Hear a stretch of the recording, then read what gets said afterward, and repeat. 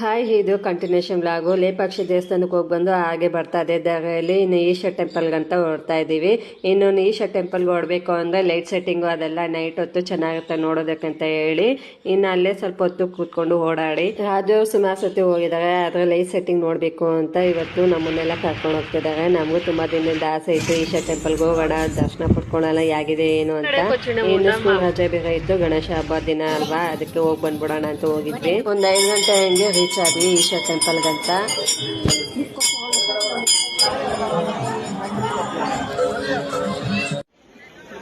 ಹಾಡು